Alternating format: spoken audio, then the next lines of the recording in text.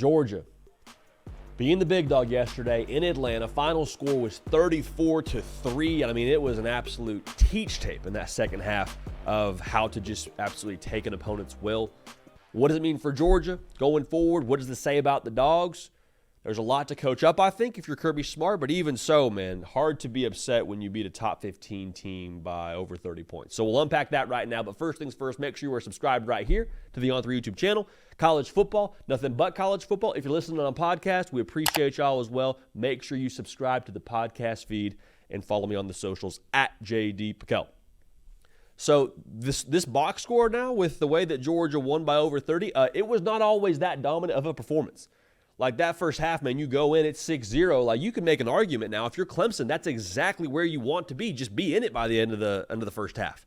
Like put up a strong showing, and we said it during our prediction video for Clemson. The key to have a chance in this game is to swing big and connect big, and they did exactly that in the first half when it comes to playing good defensive football. Like they were stacking the box, they were triggering quickly. Peter Woods looked awesome, a guy that we talked a lot about during our preview video as well for Clemson. And they found a way to push Georgia to several third and passing situations. Like they made Georgia uncomfortable in a lot of ways.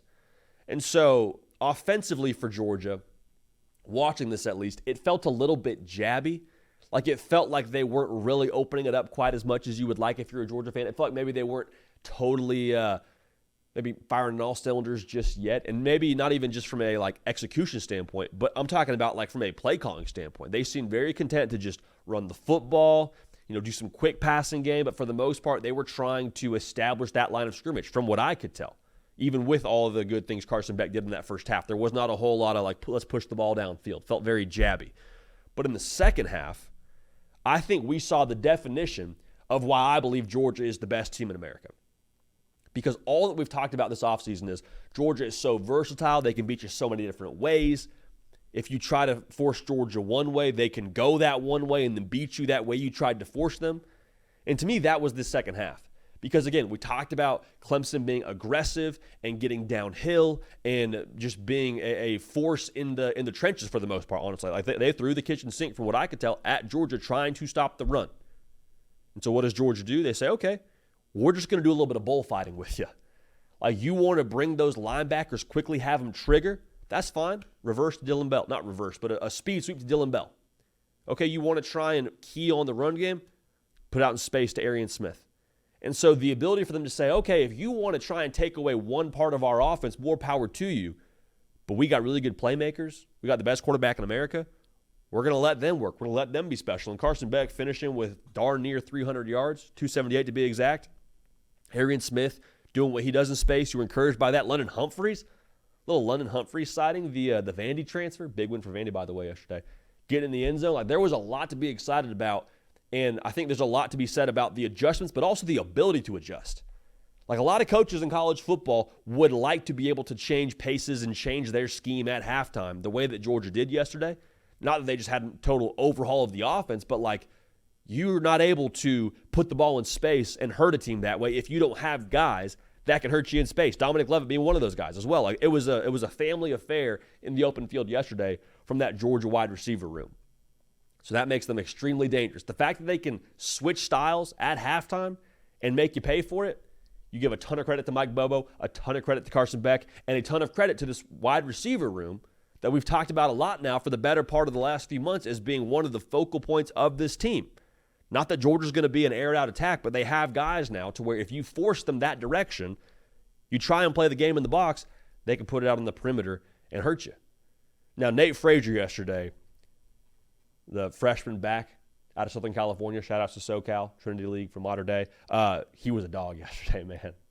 He was a dog. And that was one of the talking points, too, coming into the game was ETN probably isn't going to play. Became evident he wasn't going to play. They're dinged up. Who's going to be the guy?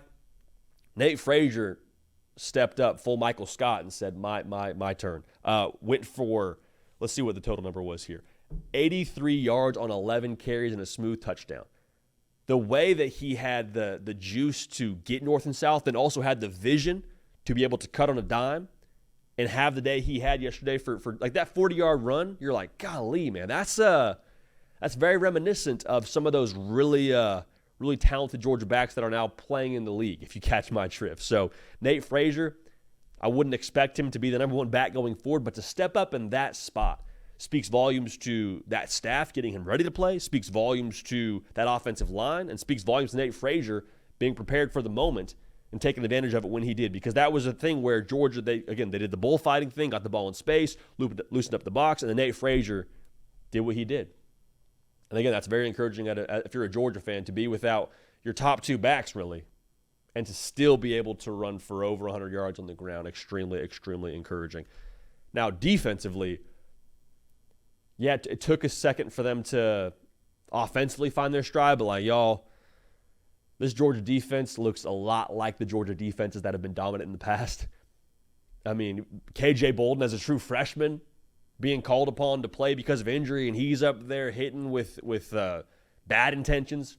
Like, he was flying up and making plays. Malachi Starks and the interception he had, the ball skills to go and make a play like that. Kirby Smart, after the game, talked about the importance of the versatility they had in the secondary was a massive part of this game plan. Linebacking core running sideline to sideline, like, they made Cade Klubnik uncomfortable all day long. And a lot of people are going to say, well, Clemson's this, Clemson's that. Like, I don't know if I would write off Clemson just yet. I think, to me, I'm looking at that Georgia defense and looking at the bad attitude they had running sideline to sideline, the overall juice and energy they had, and I'm like, that's going to be a group now that is, I believe, going to be able to play with anybody. Surprise, surprise. And they imposed their will on Clemson yesterday.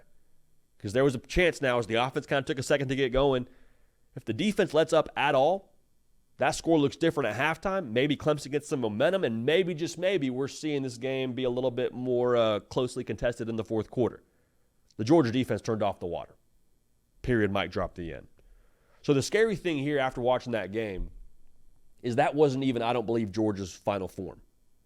Like, how often have we seen a Georgia team play their best in week one and then have a downward trend the rest of the season? Like, that was just the jumping off point.